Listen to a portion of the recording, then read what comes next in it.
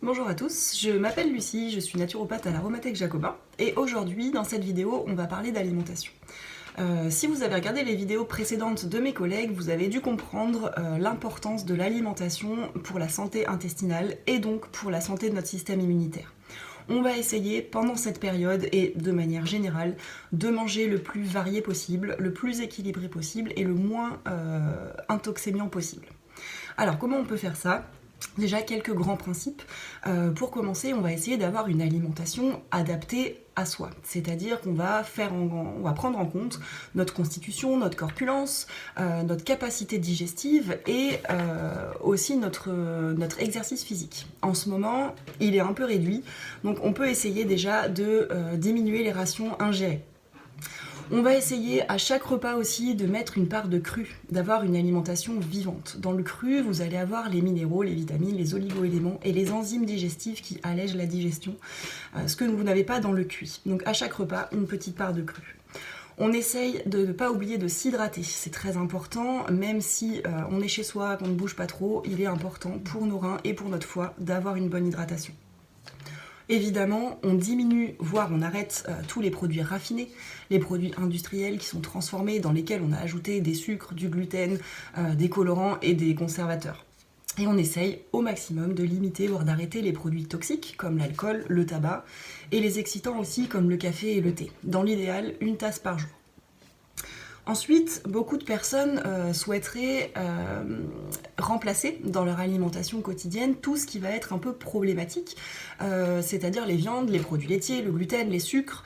Tout ça, c'est des choses dont on voudrait petit à petit se passer. Alors comment on peut faire ? Déjà, en ce qui concerne les viandes, si vous voulez limiter votre consommation, essayez de vous contenter de 3 fois par semaine maximum, et plutôt des viandes blanches. Pour les poissons, l'intérêt des poissons, c'est qu'ils contiennent des oméga, notamment des oméga 3, et surtout les petits poissons gras. Donc ceux-là, si vous souhaitez les conserver, 3 fois par semaine minimum, c'est intéressant. Viande et poissons sont plutôt à consommer le midi. Si vous consommez des œufs, essayez de les consommer avec une cuisson adéquate, donc le jaune coulant et le blanc cuit, des œufs mollets, des œufs à la coque ou des œufs au plat, et plutôt le matin. C'est le matin qui vous font bénéficier de leurs apports. Si vous voulez remplacer ces protéines animales par des protéines végétales, vous avez plusieurs solutions, notamment les légumineuses, lentilles, pois chiches, fèves, soja fait partie des légumineuses. Les légumineuses, associez-les toujours à une part de céréales, donc un riz, un quinoa, un boulgour, ce que vous voulez, mais toujours une légumineuse plus une céréale à raison d'un tiers, 2 tiers. Concernant le soja, je voudrais juste vous préciser que si vous mangez du soja, ce n'est absolument pas tous les jours et c'est un produit à base de soja maximum par jour. Dans les céréales complètes, dans les oléagineux, comme les amandes, noix, noisettes, noix du Brésil, vous trouvez aussi des protéines. Vous en trouvez dans les pollens. Vous avez un article intéressant qui a été fait par une collègue de l'Aromathèque aussi sur les pollens, si ça vous intéresse. Les graines germées, la levure de bière, le germe de blé, la spiruline aussi sont riches en protéines. Donc vous pouvez ajouter tout ça dans votre alimentation si vous voulez diminuer la part de protéines animales. C'est important.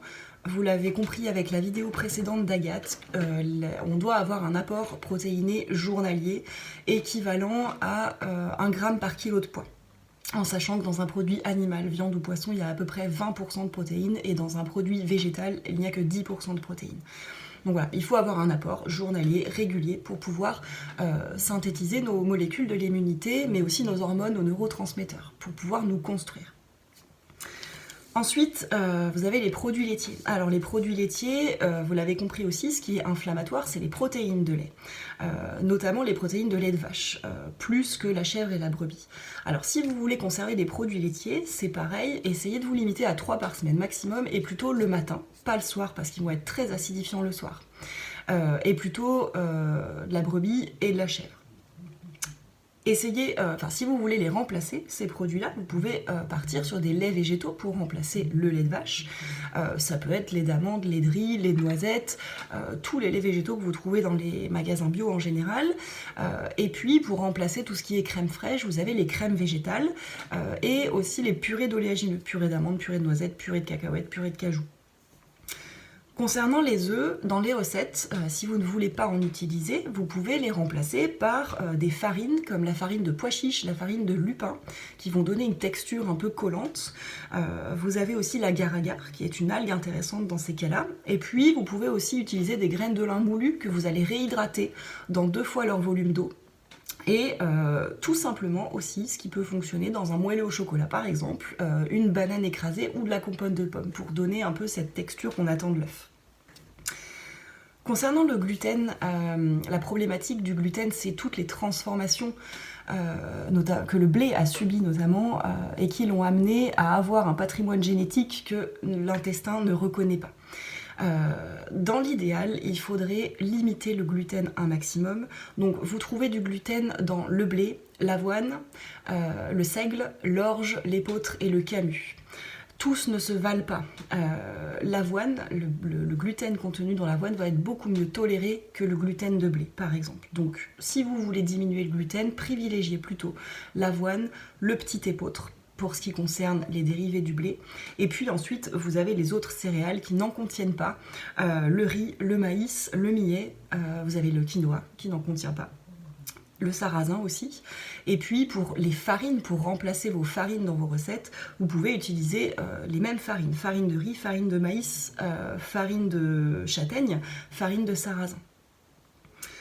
En ce qui concerne le pain, parce que le pain a quand même une place de choix dans l'alimentation française, essayez, si vous souhaitez continuer à consommer du pain, de prendre du pain plutôt bio et complet, plutôt que du pain blanc qui n'apporte rien d'autre que du sucre rapide, ou alors du pain avec d'autres farines que du blé, sans gluten.